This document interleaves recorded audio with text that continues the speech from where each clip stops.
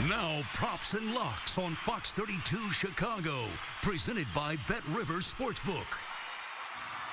Good Sunday morning and welcome to Props and Locks. I'm Caitlin Sharkey. Each week we sort through the best bets and odds of the biggest games of the week, courtesy of Bet Rivers Sportsbook. Joining me every Sunday morning, host of VSiN Rush Hour, Danny Burke. Good morning, Danny, and let's kick things off, of course, with the Bears and Colts. Lots of changes in the NFL this weekend, including the game time between these two was noon. Now it's 3:25 due to the Patriots and Chiefs game being postponed. Bears the 3-point underdog at home despite being 3-0 to start the season. Over under at 43. Danny, what do we like for this one? Well, Caitlin, we saw this one open up at a pick'em. So neck and neck is where this one opened up between the Colts and the Bears. And then all the attention went toward Indianapolis. So for a majority of the week, the Colts were a 2.5-point favorite. Now, currently, we see the Colts as a 3-point favorite, minus 165 on the money line, plus 143 for the Bears on the money line at home. So potentially some good value on Chicago. And this total opened up at 45. This has dropped down to 43. So some people thinking this is going to be more of a lower scoring affair. Look, when I see this game, I kind of agree with what all the action we're seeing at the Displays Bet Rivers Sportsbook, which is 80% of the bets on the Bears naturally, and that's attributing for about 81% of the handle. And I get it. I understand it. And taking the bias out of it, and I've been fading the Bears multiple times this year, and it hasn't worked out, but I think this is a good spot to back the Bears. You're getting it at the key number of 3, and I'm not too convinced on this Colts team so far. They lost to the Jags in Week 1. Now, I know that could have been a fluke, and they get a big win against Minnesota. I understand it, but look, I'm still not convinced on Old Man Rivers. I think that this Bears defensive front is going to get to him. They have a good offensive line. It's just only a matter of time before Khalil Mack and company are able to get to Rivers. I think that's going to catch up at some point. I think that Foles magic is still going to be looming around. They now know to expect Nick, so it's a little bit different. But look, I would take the 3 with the Bears, but my best bet would be to tease up Chicago like we talk about. You can either tease them up 6, 6.5, or 7 points, and you got to pair it with another team, which we'll discuss later. But you get it through the key number of 3, obviously, and then through 7. I think that's the best angle to go with this game between the Bears and the Colts today, Caitlin. You touched on it a little bit. Obviously, Nick Foles making his starting debut for the Bears. I like the Bears at home, given the fact that the way they've started this season, they've obviously been the comeback kids. Why do you think the spread kind of went the way it did? I think it's just a lot of recency bias really is what it is when it comes down to it. I think because everybody gets fascinated, being the public, myself included, gets fascinated with Nick Foles, so they think that Nick Foles' magic is still going to loom, and the sharps look the other way and think, okay, all the public is going to be on Chicago because at the same time the Colts haven't necessarily proven themselves. But, I mean, have the Bears really either? They had been struggling and coming from behind in every single game besides the Giants, but they almost blew that one. So it's just one of those things where I think people are kind of, meaning the sharps, are just fading the Bears still and thinking Nick Foles isn't going to make that much of an impact. But look, you're at that key number of 3. I think you got to take advantage of it in this spot with the Bears. Absolutely. Moving on to the Texans and Vikings. Both teams 0-3, but the Texans laying 3.5, over under at 53.5. Houston dealing with a tough schedule to start. Is this where they finally turn things around? How are we placing our bets here? Yeah, this one opened at 3.5, Caitlin, and it went up to 4 at some spots, and now it's back down to 3.5. The total at 53.5 for this spot, too. This is kind of a toss-up for me because, like you said, both two teams that have struggled to find a win thus far. The angle that I would actually look at in the lean that I have is Texans first half. So you can get it laying 2.5 with Houston, so you're under that key number of 3. We know that Minnesota's been dreadful at getting out to hot starts so far this season, and granted, so have the Texans. But I think this is really a prime opportunity for Deshaun Watson and company to get off to a good start, get a key win for the squad. I would lean the way of Houston in the game, but really I think the best angle would be that banking on Houston to get off to a hot start, laying the 2.5 in the first half against the Vikings. And look, we talked about it last week. Third time was the charm finally for Minnesota, who covered the spread. I don't really trust them too much this week, but the Sharps are thinking that they could cover. That's why you saw it bump down from 4 to 3.5. But I'm only flirting with the first half and laying the 2.5 with Houston against Minnesota. Yeah, I like Houston in this one. Next up, a tale of lopsided point spreads. Big underdogs in this one. The Ravens visiting the Washington football team. Baltimore favored by 14. And the Giants visiting the Rams as a 13.5-point underdog. When you see spreads like these ones, what's the best way to go about placing your bet?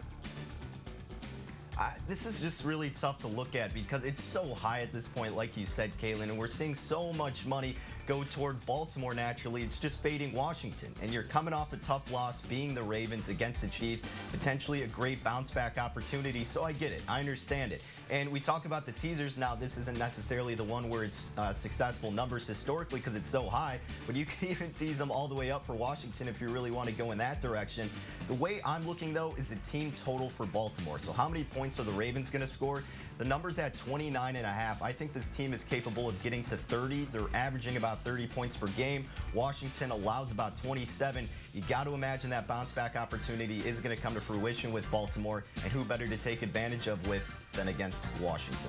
Absolutely. I like the over as well. Still more to come on props and locks as we continue a look around the league. And a reminder, you can place your bets at betrivers.com or using the BetRivers mobile app. We're back after this.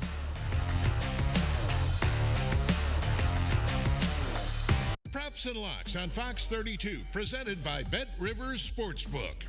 Place your legal sports bets at BetRivers.com, your new home for sports betting. Millions of betting options a year on the sports you love. We offer live in-game betting on major sporting events worldwide. We have tons of bets available during games, from money lines, point spreads, prop bets, play-by-play bets, and many more. BetRivers.com offers live streaming of events worldwide. That's right, you can bet on the game as you're watching. Sign up now, and we'll match your first deposit up to $250. More bets, more action, more fun. Place your sports bets at BetRivers.com. Place your legal sports bets at BetRivers.com, your new home for soccer betting. The most soccer betting options on the sport you love. We offer live in-game betting on major soccer matches worldwide. We have tons of bets available during game, from money lines, goal spreads, player goals, half bets, and many more. BetRivers.com offers live streaming of games worldwide. That's right, you can bet on the game as you're watching. Sign up now, and we'll match your first deposit up to $250. More bets, more action, more fun. Place your sports bets at BetRivers.com.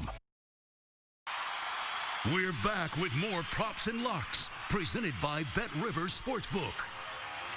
Welcome back to Props and Locks. I'm Caitlin Sharkey, joined by host of VSiN Rush Hour, Danny Burke. Danny, let's continue with a quick look at some other big games happening around the league today. The 2-1 Cardinals, lane 3 against the 1-2 Panthers, over under at 51.5. Danny, am I crazy to take the Panthers with the points here?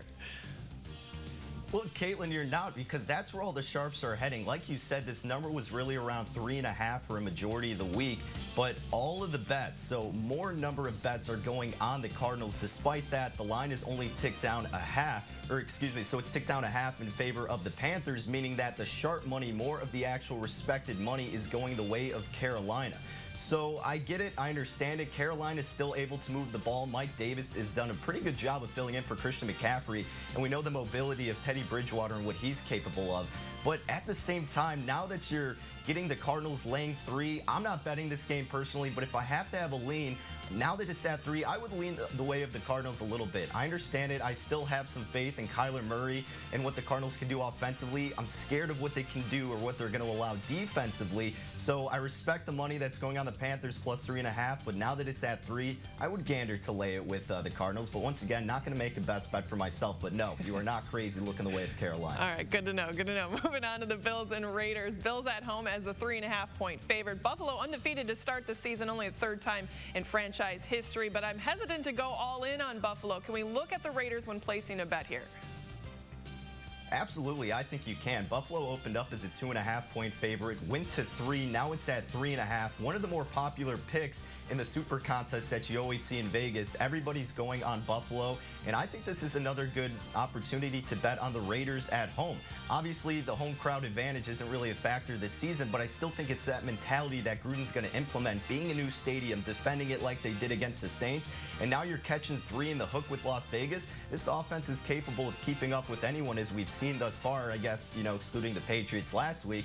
But really, this Buffalo defense hasn't lived up to the hype that we were expecting to see this season. I think taking the 3.5 with the Raiders is the move in this spot, Caitlin. All right, Baker Mayfield and Dak Prescott coming head-to-head in Week 4. Dallas laying 4 at home, over-under at 56. With a game like this one, do you maybe look at a prop instead of going against the spread, or maybe money line? That's exactly the way I'm looking at here, Kaylin. I'm looking at Baker Mayfield, number of completions, 23.5 at Bet Rivers is what he's posted at. But he hasn't even gone over that mark once this season. He's gotten 21 completions in the first game, then 16, and 16 again. So he hasn't even sniffed it close. Now, I know what you're thinking, going, well, the Dallas Cowboys defense sucks. It is brutal. The secondary is awful. But still, I think you're going to see Nick Chubb still being implemented on a consistent basis. And until Baker sniffs that territory, I'm not going over. So I like Baker Mayfield under 23.5 completions because anything can happen in this crapshoot of a game. Absolutely. Our final game, the Jags and Bengals. Jags catching 2.5. The game is in Cincinnati, over/under at 49. Both teams 2-1 against the spread for the season. Do you like either one of these teams money line, Danny, or against the spread? So, like you said, Cincinnati opened up as a 3-point favorite. We saw this number actually today go down to the Bengals laying 1.5. Now it's the Bengals laying 2. And I actually like Cincinnati in this game. Joe Mixon looked like he was going to be questionable. I believe he is good to go. So you're seeing sharper money go on the Jags, but look, they got pummeled last week against the Dolphins. I know you don't want to rely on recency bias, but I think this is the game where Joe Burrow finally gets the dub. The Bengals have been struggling. His offensive line hasn't been helping him out, but I like Cincinnati to win this game outright. I laid the 2.5. I'd lay it obviously still at 2, or maybe if you want a little bit more security, just take the money line. You're paying a little bit more, but I do think Cincinnati gets the win in this event. Yeah, I like the Bengals as well. And before we wrap things up, we talked about it earlier, Nick Foles making his starting debut for the Bears today, so why not have some fun with some Foles prop bets? What do we got, Danny? All right, so Nick Foles today, his passing yards prop is at about 230.5. And look, we talk about Nick Foles' magic, and I know a lot of people are going to be wanting to rush and take the over, but the Colts rank first in DVOA in pass defense. They've really done a great job defending the pass so far this season. I would not look toward the over. This isn't something I'm actually going to be placing a bet on, but if you want to mess around with the props, I think the under 230.5 for Foles would be the move. Also, the number of touchdowns he throws today is at 1.5, about -112 each way at Bet Rivers. The Colts have only allowed opposing quarterbacks to throw for more than 1 touchdown in the first game of the season. That was Minshew Mania.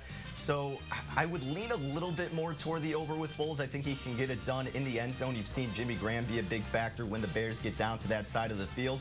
But once again, would lean a little bit to the over 1.5 for Foles, but under 230.5 passing yards, because that Colts pass defense has been pretty stout thus far. All right, we will see where the magic is. And to kind of wrap things up, Danny, let's go through a quick recap of your best bets for this week.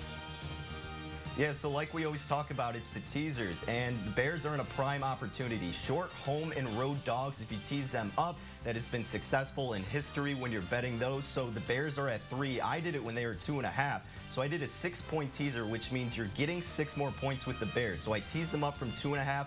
Now I'm catching the Bears at 8.5. So if they lose by a touchdown, I'm solid. But you have to pair it with another team, and the other team I'm pairing it with is the Green Bay Packers. Home favorites of about 7 and 8. You tease those down, also historically successful. So the Bears catching 8.5. You tease down the Packers from 7 to 7.5, wherever they're at. Tease them down below the key number of 3. That's one of my best bets. And the other one, like we talked about, the Bengals -2.5. You can get a -2 now. I think the Bengals get the win outright today. All right, good stuff. Thank you, Danny, and thank you for joining us on Props and Locks. Fox Kickoff Sunday is next.